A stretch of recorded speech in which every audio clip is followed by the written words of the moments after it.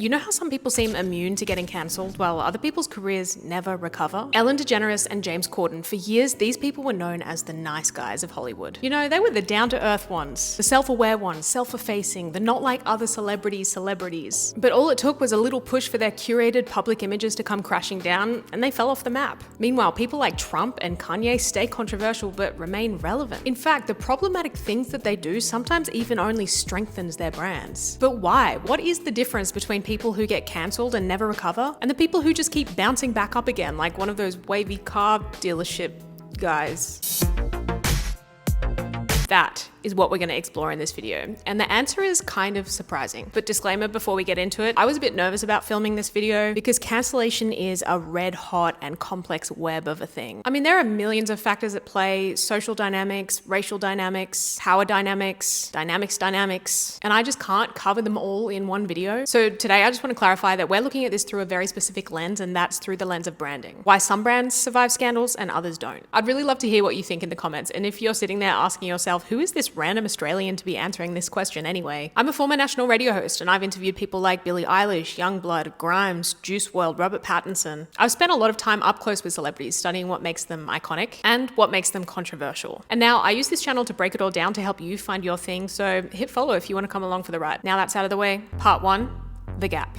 When I first watched the movie Get Out, I decided that it was one of the best movies of all time. If you haven't seen it, spoiler alert, but the story follows Chris, a black man, who goes home with his white girlfriend Rose to meet her parents for the weekend. In the beginning of the movie, Rose is sweet and kind and nice and pretty normal, but as the story goes on, we realize that Rose and her family are running an operation that traps black people in a hypnotic state so that white elites can take over their bodies. And Rose, who we thought was nice, is actually a predator. She's been luring victims into this trap for years. There's this one scene where we realize just how evil she is. Her voice and her affect change, her eyes go cold and hard, and it's like in that moment her carefully curated image is ripped out from under us. She drops the mask, and that's when we see it. We see her gap. Now, what do I mean by her gap? There's a sociologist named Irving Goffman, right? And he coined the concept of a front stage self and a backstage self. Your front stage self is the version of you that you present to the world, curated and polished for public perception. Your backstage self is who you are when no one's watching. You could say the real you. In Get Out, there's a massive gap between Rose's front stage self, who is caring and sweet and kind, and her backstage self, who is an evil monstrosity. And it's not until we see the real her that we realize what we thought was the real her was all a performance. Jordan Peele, who's the director, understands that the gap between the front stage self and the backstage self is one of the most shocking horrors of all, because it taps into such a deep psychological fear, and that's deception. Humans rely on pattern recognition and social cues to assess who's safe in our environment and who isn't. And as long as we've been around, there have been warnings about these kinds of people. I mean, I'm not religious, but even I know that passage from the Bible where Jesus says, "Beware of false prophets who come to you in sheep's clothing, but inwardly are ravenous wolves." I mean, my dude kind of snapped with that. This idea of the wolf in sheep's clothing or being deceived by those who walk among us is an old and primal fear. And for this exact reason, you often see it used as a tool by screenwriters to write compelling villains. Like Oliver in Saltburn. His front stage self is a shy, socially awkward student. His backstage self, obsessive, manipulative sociopath. Amy Dunn in Gone Girl. Front stage self, the perfect victim. Backstage self, the evil mastermind who orchestrated her own disappearance. Lotso from Toy Story 3. Front stage self, a cuddly, strawberry-scented teddy bear. Backstage self, a ruthless, manipulative dictator. What makes these characters so hateable isn't even necessarily their actions. It's their actions in the context of their gap, who we thought they were. What stings the most is the betrayal, the incongruence. And this is the first clue to why people like Kanye and Trump can't be cancelled. And I'm going to show you how in a second. But first, let's look at some people who can be cancelled. Part 2, the wolf in sheep's clothing. Ellen spent years carefully curating her niceness. She did all the things that nice people do. She danced, she talked to cute little kids, gave away giant checks. By 2010, Ellen's show motto was literally, "Be kind to one another." Ellen's front stage self, her brand, was pure niceness. But then came the odd whisper from former employees about what it was like working for Ellen DeGeneres. Toxic, phony, hypocrite, liar. That's what she is. The weird vibes that we could pick up between her and her guests on the show. Well, I didn't even know you liked me. Of course I like you. You knew I liked you. You've been on the show many times, and don't I show like? Yeah. Yeah. But I did invite you and you didn't come. And in 2020, when a story broke on BuzzFeed, accusing Ellen of fostering a toxic environment on The Ellen Show, her former employees described incidents of bullying and sexual harassment and racial insensitivity. That's when Ellen's backstage self was fully revealed to us. And along with it, her gap. Ellen, who built her brand on niceness, it seemed, was actually the opposite. Now, I just want to say, the term cancelled itself is controversial. Does it even exist? Did it used to exist, but now we're kind of past that as a society? But for the sake of this video, let's say we're defining cancellation as the act of being publicly rejected, boycotted, or having support withdrawn due to a perceived wrongdoing or socially unacceptable action resulting in professional or personal consequences. And let me add this. I see cancellation as a scale between a temporary and a permanent fall from public favor. With all this in mind, I would say that Ellen is one of the few celebrities who has seemed to stay on the more permanent side of falling from public favor. It's a similar story with James Corden. His front stage self, an affable guy, relatable, easygoing, family friendly. That is how we all knew him in his heyday. Until again, trickles of stories began to reveal his backstage self. There were reports of him yelling at directors and humiliating writers. One restaurant owner called him out for allegedly abusing his staff. The gap between the kind of guy who sings along to karaoke in the car and the kind of guy who yells at waiters, it was too broad, too hypocritical, too contradictory. And he has fallen out of public favor more permanently. I can show you countless examples like this. Lizzo built her brand on body positivity. So when her backup dancers accused her of allegedly fat shaming them, the allegation alone created a huge gap in Lizzo's brand. Blake Lively, Ryan Reynolds, influencer Anna Paul, all brands that were built on niceness and being affable and relatable. All of them have gaps currently being revealed. My point is that the amount that these people fall out of public favor, or the permanency of their cancellation, is proportionate to the size and the flavor of their gap. When someone leads you to believe that they are one thing, and then they do something that implies that they're actually the opposite, our brains tell us that that's not just a scandal. That is a personal betrayal. Because we believed them. They were hiding in plain sight. Deception is unforgivable. So what about the people who thrive in controversy? That's where things get interesting. Part 3. The wolves in wolves' clothing. Have you seen a TV show called The Boys? I recommend if you haven't. But it's set in a universe where superheroes, or supes, are celebrities. And while the public views them as heroes, they're actually backed by a corrupt corporation, and most superheroes are evil and dangerous. One of the most evil characters, Homelander, who has laser eyes, he does a lot of bad stuff. But there's this one scene in particular where he's at a rally and he loses his temper, and he lasers someone to death in front of a whole crowd of people. At first, we see Homelander's face and he's like, oh shit, I am so done for. I've taken it too far. Finally, the mob is gonna come for me. They're gonna hate me. But then the crowd loves it because they love him. The series creator, Eric Kripke, has acknowledged that this scene is an exaggeration of a quote that Trump once made. They say, I have the most loyal people. Did you ever see that?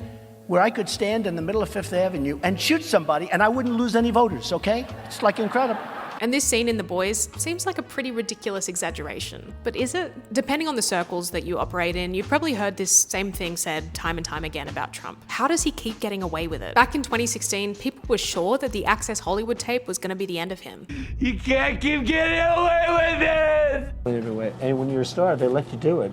You can do anything. Whatever you want. Grab him by the pussy. But okay, he survived that. And then he was found liable for sexual abuse. But still, wavy car man, bouncing right back up again. These things would end the careers of most people, but they only seem to put wind up Trump's butt. Why? Because Donald Trump has no perceived gap. His frontstage self is pretty much his backstage self. He built his brand on being a womanizer, a rule breaker, anti-establishment. So these controversies and crimes only reaffirm to us exactly who he's told us that he is. They're congruent. Trump has never ever pretended to be nice. So when he does something like, I don't know, get indicted, it's not shocking because it's on brand for him. So the ultimate point is this, and my God, it is not fair, but the general public prefer a wolf in wolf's clothing than a wolf in sheep's clothing. Audiences seem more willing to forgive bad behavior when it's congruent, because even if it's really bad, nothing feels as personally offensive or threatening as deception. In the public eye, in some cases, being inconsistent with the brand you've built is a bigger crime than actual crimes, meaning that the bad thing that someone does is judged not only on how morally bad it is, but how closely that thing aligns with their brand. That's why Trump can be down this end for a crime, but someone like James Corden is all the way on the other end for being rude to a waiter. This is the power of branding. It's insane. Now, I'll tell you in a second what to do with all of this information when you're building your brand, but let's quickly look at some more examples. And look, I really tossed up talking about this guy just because of how terrible things are getting, but But Kanye is another example of a celebrity who has no perceived gap. His brand is built on being a provocateur and shocking and disruptive, boundary pushing. Kanye positioned himself as a genius, a visionary, an egomaniac. So when he interrupted Taylor's speech at the VMAs in 2009, I'm gonna let you finish,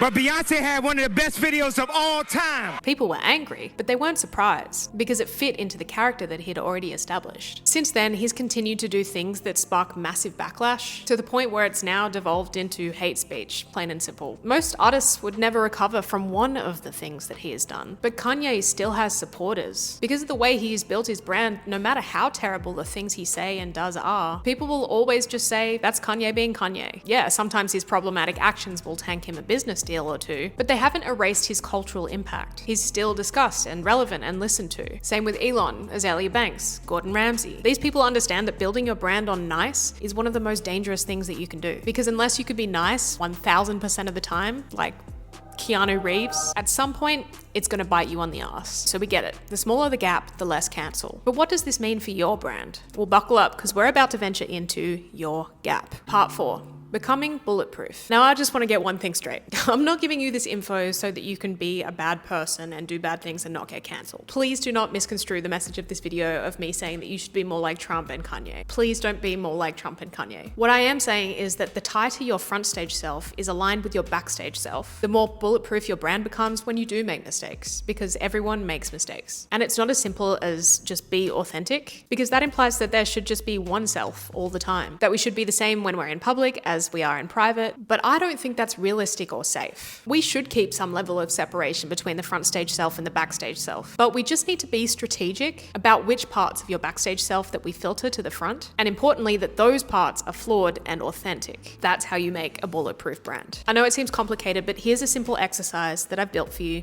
so that we can start finding your gap. On a piece of paper, draw this. The left is the backstage self, the right is the front stage self. Now, step 1. Explore your backstage self. Who are you when nobody is watching, when you're home alone? Write a list of dot points of who you know you are. Go deep here. It's important that you include your flaws. Now, step 2. Explore your front stage self. Who do people think you are? How are you perceived? How do you perform for the world? Same deal here. Write a dot point list and go deep. Now, step 3, look at the gap. Ask yourself the question, how much of a gap is there between the front stage and backstage self in my life? Keep an eye out for any hypocrisies between the two. Maybe your front stage self is chill and your backstage self is jealous and paranoid. These hypocrisies are normal and they're fine. Right now, just circle them. All you have to do is be aware of them and pay attention to them. Step number 4, now filter your flaws. A lot of people's branding problems begin when they try to hide their flaws in the back. Flaws should not be hidden in the back, and they should definitely not accidentally come to the front. What you want to do is be strategic about how you introduce your flaws in a controlled but honest way. Like, are you bitchy, insecure, impulsive, lazy? Good, tell us. Now that you're aware of your gap, you can start filtering out hypocrisies and filtering in flaws. This is not something that happens quickly, it's something that happens and gets built over a long period of time. But the main thing is to be conscious of it and see how it turns up in your life. And hey, hit follow if you enjoyed this. My mission with this channel is to keep making videos to help you find your thing and become a category of one. So hit subscribe if you're into that, and let me know in the comments if you have any thoughts on getting cancelled or the gap. Bye.